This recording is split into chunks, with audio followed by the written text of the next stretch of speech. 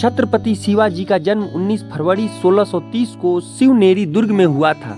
उनके पिता शहाजीराजे भोसले एक शक्तिशाली सामंत राजा थे। उनकी माता जीजाबाई जाधव राव कुल में उत्पन्न असाधारण प्रतिभाशाली महिला थी। शिवाजी के बड़े भाई का नाम संभाजीराजे था, जो अधिकतर समय अपने पिता शहाजीराजे भोसले के साथ ही रहते थे।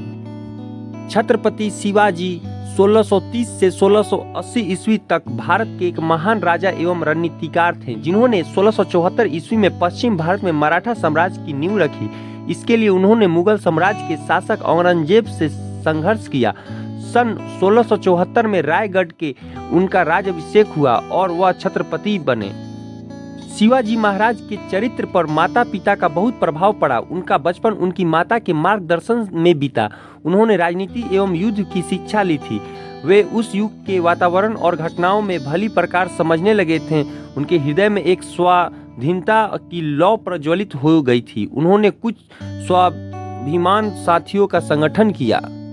छत्रपति शिवाजी महाराज ने अपनी अनुशासित सेना एवं सुसंगठित प्रशासनिक इकाइयों की सहायता से एक योग्य एवं प्रगतिशील प्रशासन प्रदान किया। उन्होंने समर विद्या में अनेक नवाचार किए तथा छापामार युद्ध की नई शैली शिव सूत्र विकसित की। उन्होंने प्राचीन हिंदू राजनीतिक प्रथाओं तथा दरबारी शिष्टाचारों को पुनर्जीवित किया और मराठी एवं संस्कृति को राजकाज की भाषा बनाए। वे भारतीय संविधानता एवं संग्राम के नायक के रूप में स्मरण किए जाने लगे।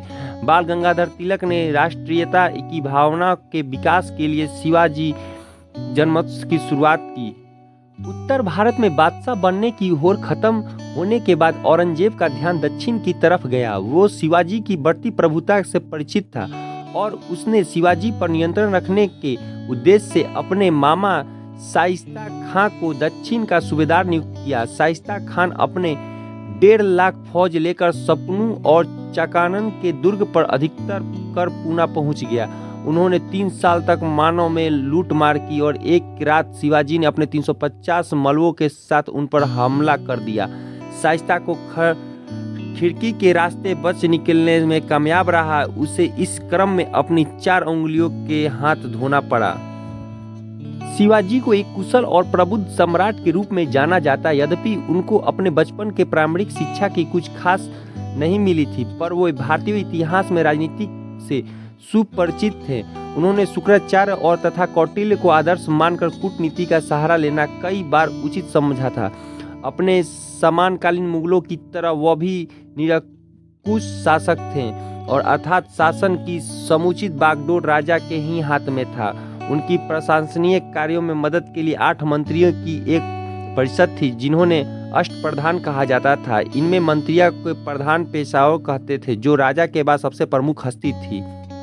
छत्रपति शिवाजी का गोत्र क्या था? अधिकांश मतों के आधार पर माना जाता है कि शिवाजी महाराज क्षत्रिय वर्ण से संबंधित थे तथा भोसले उनका गोत्र था। शिवाजी महाराज की माता जी जाधव यदुवंशी थी। इसी वजह से कई लोगों द्वारा शिवाजी महाराज को यदुवंश भी बताया जाता है।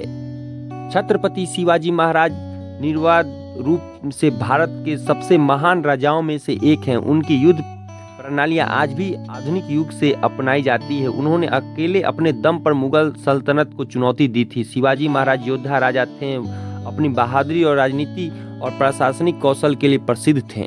तो दोस्तों, ये रहा छत्रपति शिवाजी का इतिहास, जिन्होंने मुगलों को नाक में दम कर रखा, लोहे के चने चबवा दिए। ये वही शिवाजी हैं। छत्रपति शिवाजी महाराणा प्रताप की जय हो।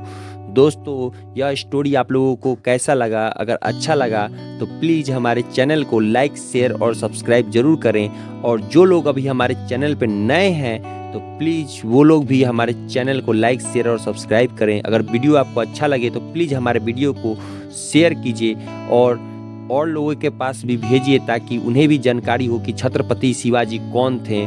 वो एक बहुत ही बलशाली योद्धा थे। जय हो। फिर मिलते हैं एक नए ब्लॉग्स के साथ मिलते हैं। तब तक जय श्री राम, जय परशुराम, जय भवानी, जय छत्रपति महाराज की जय।